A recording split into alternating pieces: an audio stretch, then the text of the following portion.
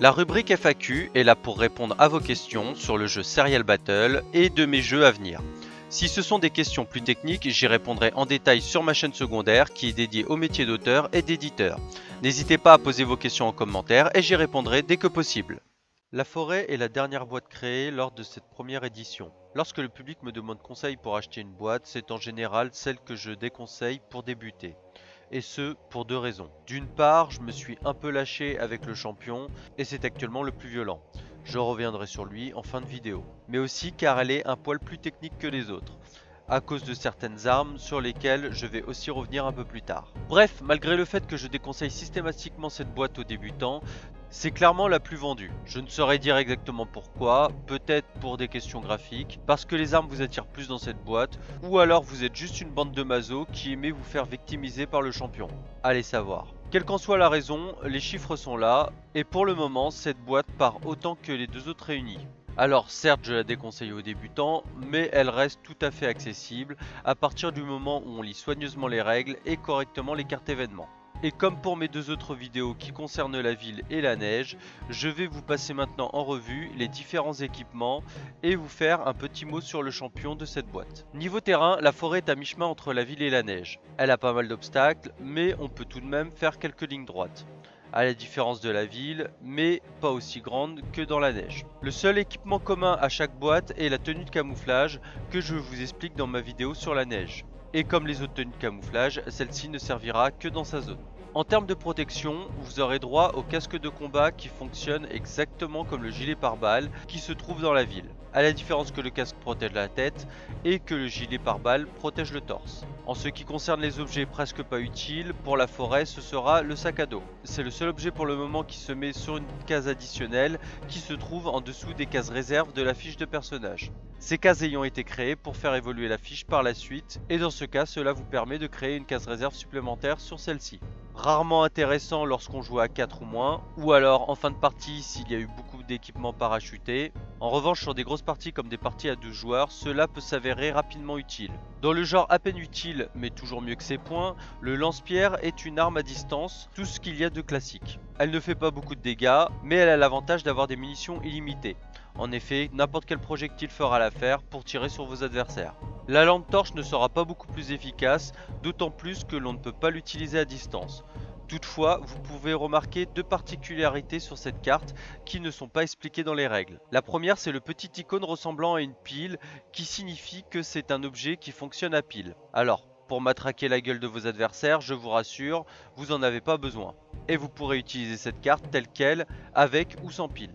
Si cette icône est en place, c'est en prévision des suites du jeu, où il sera possible de se procurer des piles que l'on pourra entre autres mettre dans cette lampe. À ce moment-là, la phrase qui est au bas de la carte qui vous dit que vous pouvez emprunter des passages non éclairés prendra tout son sens. On n'en est pas encore là, mais si vous avez la lampe torche et les piles, cela vous permettra d'emprunter des souterrains dans les jeux à venir. Mais dans l'immédiat, elle fait juste office de matraque. Le fouet est la seule arme contondante qui peut toucher à 2 de distance. Il n'a rien d'exceptionnel, mais comme la chaîne, il vous donne la possibilité d'étrangler sur un 6. Je vous rappelle au passage que l'étranglement équivaut à un KO, à la différence que seule la Minerve peut vous en prémunir. La grenade lacrymogène, comme toutes les grenades, a une zone d'impact. Elle ne fait pas beaucoup de dégâts, mais vous permettra d'incapaciter un groupe en les obligeant à utiliser leurs 3 prochaines actions uniquement en déplacement. Si toutefois l'adversaire touché par le gaz passe son tour, on considère alors qu'il a utilisé ses 3 actions et qu'il n'est plus handicapé par l'effet du gaz. La machette, à la star du piolet qui se trouve dans la neige, ne fera pas de blessures mortelles, mais possède de meilleures stats et vous permettra de faire de gros dégâts à votre adversaire. Sur un 5 et un 6, vous lui faites 5 points de vie et une blessure ouverte, donc une petite arme assez sympa. On va maintenant rentrer dans la catégorie de ce que j'appellerais les grosses armes. Je trouve d'ailleurs que certaines sont surévaluées par les joueurs et je vais vous les décrypter pour vous démontrer que l'équilibrage est bien là et que la boîte forêt n'a pas plus de grosses armes que les autres boîtes. On commence par le lance-flamme qui a toujours tendance à allécher lorsqu'on tombe dessus. Mais soyons clairs, déjà il ne fait pas de blessure ouverte, vous pourrez faire qu'un maximum de 15 points de vie à vos adversaires et en plus il n'a que 3 munitions. Bon après c'est pas un truc complètement pourri, 15 points de vie ce n'est pas rien, puis il a surtout l'avantage de passer les protections, c'est à dire que même si votre adversaire a un casque casque, un gilet pare-balles ou encore un couvercle de marmite, celui-ci prendra tout de même les dégâts. Et surtout, il a la capacité de cible multiple, ce qui signifie que pour une munition utilisée, vous lancerez un dé pour chaque adversaire qui se trouve dans votre alignement, et ce jusqu'à 4 cases de distance.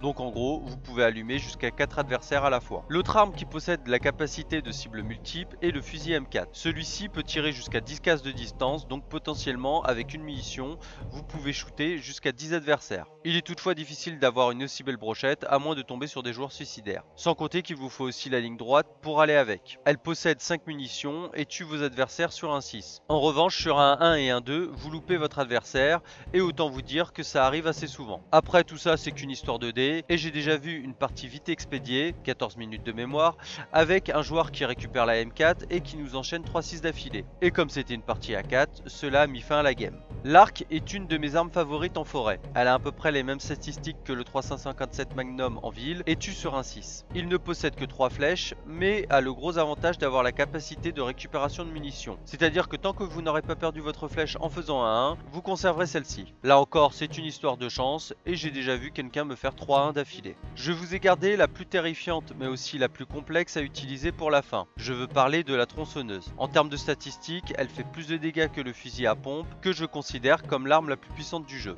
À la différence de celui-ci, la tronçonneuse tue que sur un 6, mais regardez tous les dégâts qu'elle peut faire avant d'en arriver là. De plus, elle a la capacité de détruire les protections, donc si vous portez un coup sur un casque ou un gilet pare-balles, non seulement vous détruisez l'objet en question que vous retirez définitivement de la partie, mais en plus, vous faites les dégâts à votre adversaire. Alors comme ça, en effet, ça paraît être une grosse arme de bourrin, mais son gros inconvénient, c'est qu'elle a la perte d'initiative. Ce qui signifie que lorsque vous attaquez un adversaire, celui-ci pourra anticiper votre attaque et faire une action avant vous. En gros, il peut faire sa contre-attaque avant votre attaque. Si votre adversaire décide de fuir, vous ne faites pas d'attaque et vous perdez votre action. Toutefois, vous ne perdez pas de munitions.